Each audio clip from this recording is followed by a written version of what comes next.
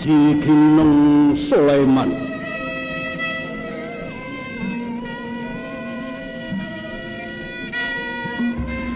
kakang kawahadi hari-hari sedulur papat lima pancer kaki mong lilimong kang umong sakane Prabu Hangling Darmo Gusti Angmura ping ragyang Ijabai sampurna jati sampur Alekaji Gineng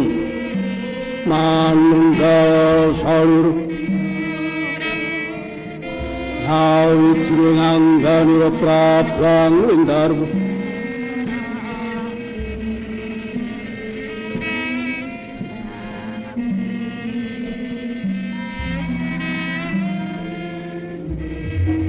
Setan riprayangan gencat saka papan iki sirna larut pepesing angga sirna kang dadi nemo Agya mulya kang kagungan Haji Gineng Asatra Hangling Darmo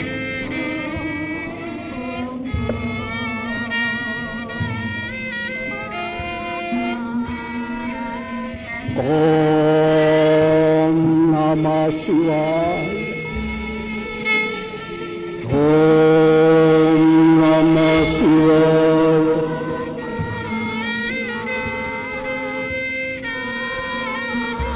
Haji Gineng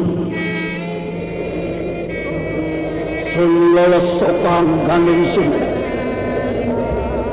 nyawiji nyalira marang Hangling Darmo Om Namah Shivaya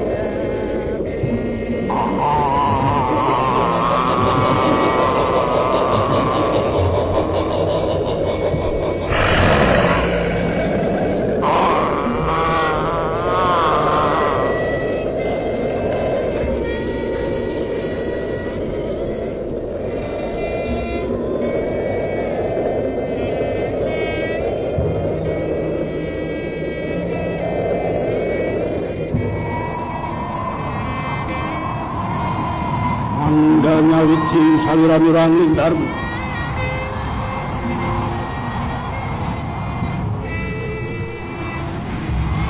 Hangling Darmo Kakang Nandagaraja tampan Haji Gineng Sulaiman sedika Kakang Pun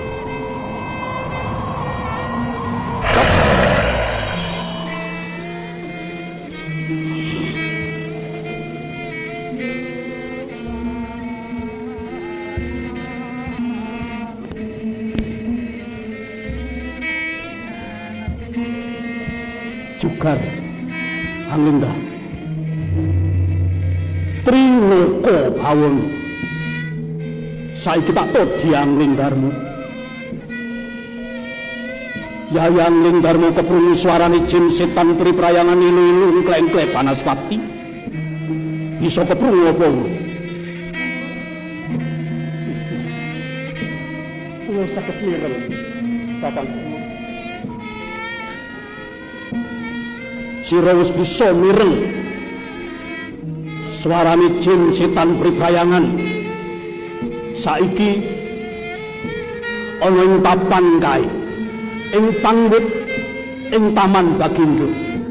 kuwi ana manuk loro cacahe pating carwet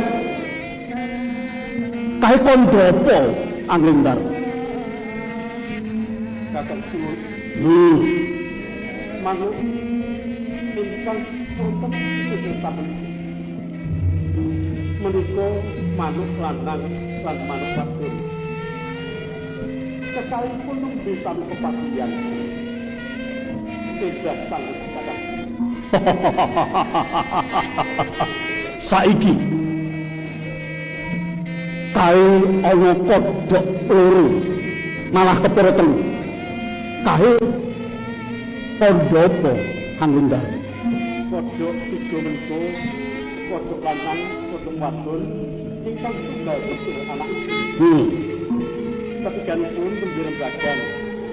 anggenipun bangun bangsa omah budidaya daya binayat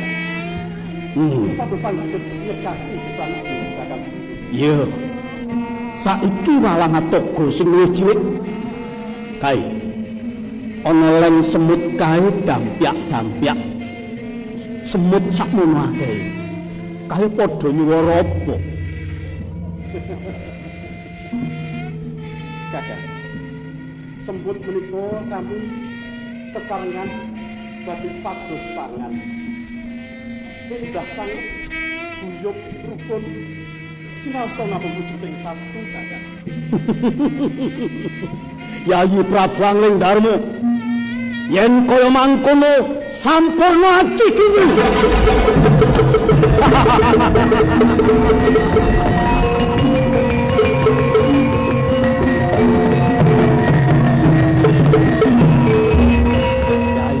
Yayi sira wis bisa kadunungan aji Kineng Sleman ngerti satu kewan kang tata jalma ngerti apa sing diucapake para lelembut apa meneh mung jalma menungso kakang kulun agung panuwun kula semanten tanceping katresnandika dumateng kula Angling Darma kakang yen ngaten rening sampun saketawis anggen kula milar praja ing Malawapati menawi mila kawawasan pun tekap wonten keparingipun kula nyuwun pamit kula badhe wangsul wonten ing praja Malawapati mesakaken kakang badhe magrim ingkang tanggel jawab perkawis katentemaning Malawapati Yayi Prabu Angling Darma sira wis kadunungan aji Kineng eling teniling iki pitungkasing pun kakang kang pungkasan marang sira sira wis kadunungan aji Kineng Sleman nanging ndak wanti-wanti ya di aja kongsi dimangerteni dening sapa wae apa maneh nganti aji Kineng kuwi tok wenehake senajan ing bale omah bojo putra wong tuwa ora kena kuwi ana pepaline sira bakal kena siku dandaning Jawata yen nganti aji Kineng kuwi tok wenehake marang sapa wae wis aku Yayi ya mugi-mugi saged nindakaken menapa dawuh kakang mangkono Yayi aja pisan-pisan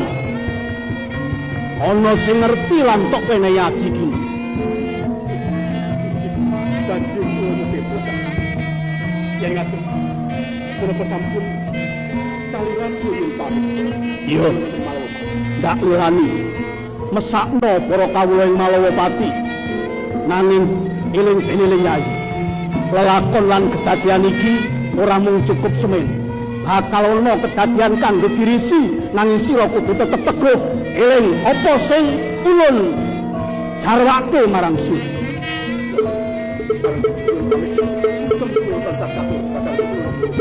ndak pelestoni tak gampang laku Angling Darma colok lintang sambunga berbudalo kali koning Malawapati Yayi Prabu Yayi Prabu Angling Darma